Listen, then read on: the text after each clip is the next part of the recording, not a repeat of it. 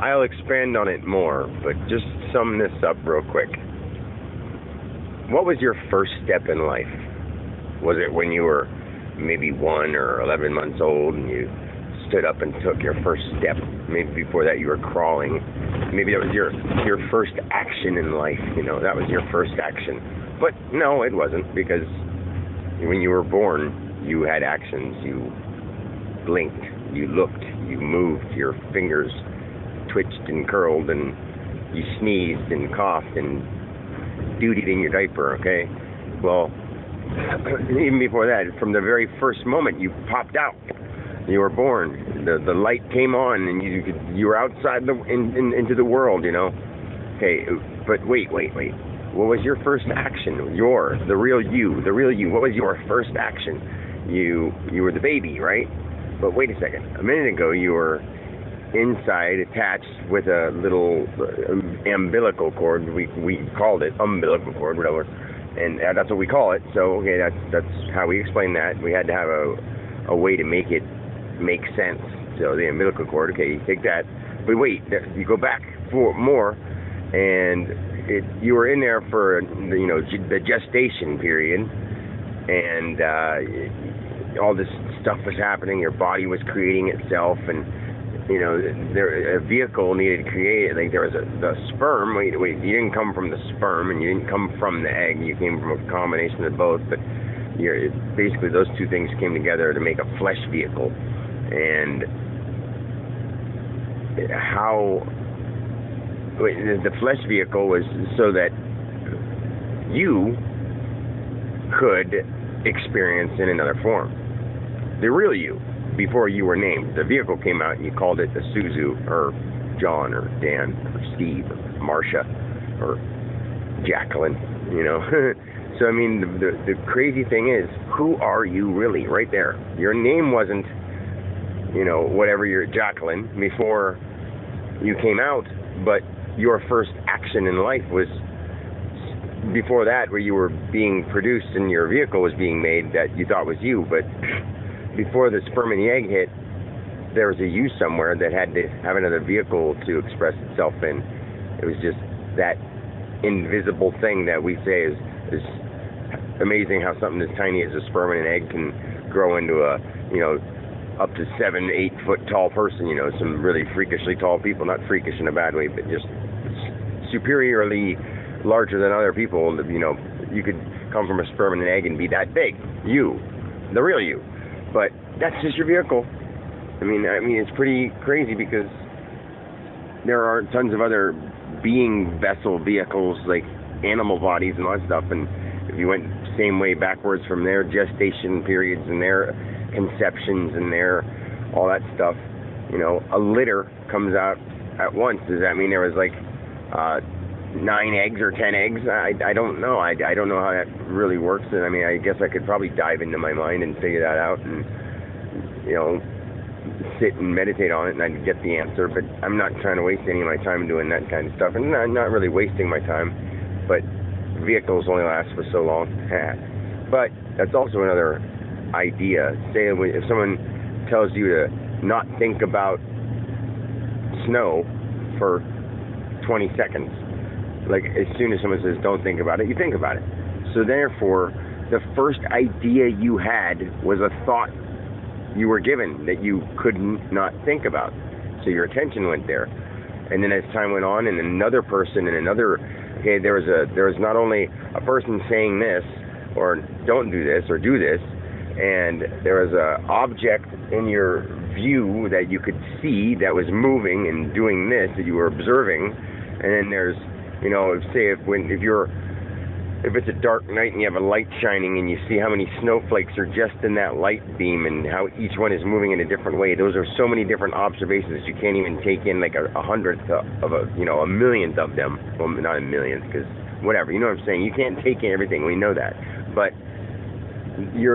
every thing, like to use that idea of don't think about snow, and you think about snow, because there's nothing else you can think about if you try not to think about it. So don't think about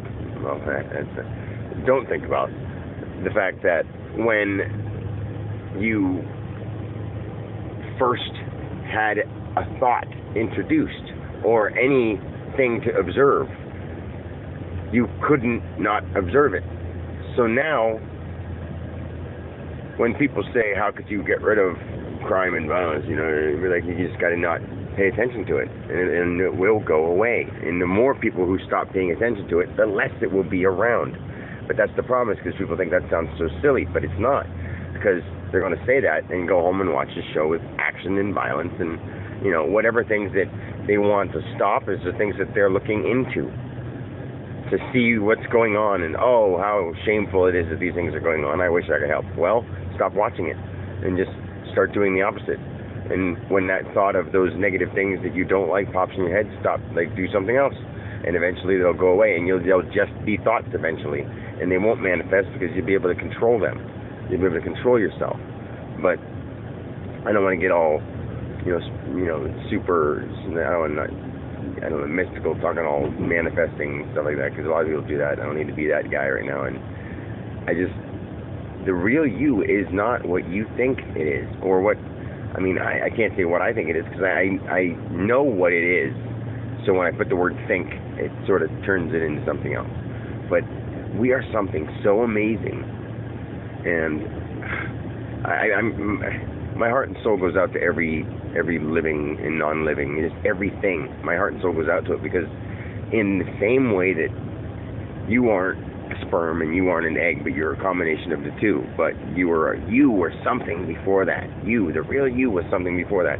And because we're human beings and we see ourselves as this, we can't fathom something so unexplainable, and we can try to, but then when we come up with nothing to put it into words with, or something to visibly see it with, or even conceptualize it, we just dismiss it, and we're just like, we're just people, and we're doing things to get by, and spending our time doing our hobbies and our, the things that we're interested in, but that's not really what we're supposed to be doing. Those are just all things that basically don't do this, and you do it. And once you realize that's what's going on, basically you don't burn yourself with the fire, because even though someone says don't do it, or something deep down inside you, when you first see a flame or something, you might think to yourself, maybe I shouldn't touch that, but something inside you makes you feel like you have to, so you do, and then you're like, okay. So that's basically, you learn for yourself. So we use these tools, such as the violence and the action and whatever in the media and the entertainment, and you can use those as tools so that you don't have to experience it yourself. But when you get enjoyment out of it, it turns it into something different. And there's certain people who can enjoy things in a certain way, and certain people who can't. But that's another topic for another day. I wish people knew that they aren't people. I wish people knew that they aren't people. Nope, not at all. That sounds really silly. And the weird thing about it is, to me, realizing that I mean what I'm saying completely, and I don't feel silly saying it. I just know what I would have, the person that I was just so not so long ago was just not the being that I am now. And I love it. I think it's amazing. And I'm watching the snowfall, and all this stuff is just beautiful. But at the same time, I don't. It's all me at the same time. I don't want to. I don't have to explain it. But I'm going to stop there for now, because I just think everybody needs to take a little bit of time to try to understand that not doing anything once in a while, and just letting their mind speak to them, can do such wonders for somebody. We have all these things and people teaching us how to do it, and they're trying to say the same thing, silence your mind, and people just don't take it the right way. And eventually everyone that learns these methods to calm themselves and control themselves, and really understand that we're here to learn how to control our thoughts. We're here to learn how to control thought, because thought and creativity and imagination is basically God. Because our body isn't us, but we can look at our hand and say, move my fingers, and I move my fingers because my thoughts are making that happen in a physical sense. But there's something that's not physical that's causing it, the electrodes and all that kind of stuff. So we call that that kind of system that works. But it's all something else. It's all something, just like the sperm and the egg aren't you.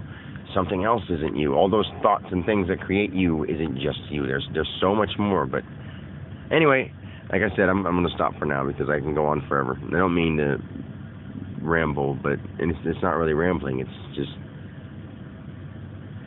sharing, and I wish I had somebody that I could talk to that was interested in really being here and actually feeling and understanding what I'm talking about without being interrupted. But then at the same time, I want to hear them talk too, so I would go back and forth and just let them spiel. I don't even care if it's all deep and spiritual about life and snowflakes and like simple things like me. People can talk about the most intricate things that they think matter to them, and even though I know that nothing really matters, I can still look at it and try to take it sort of more seriously.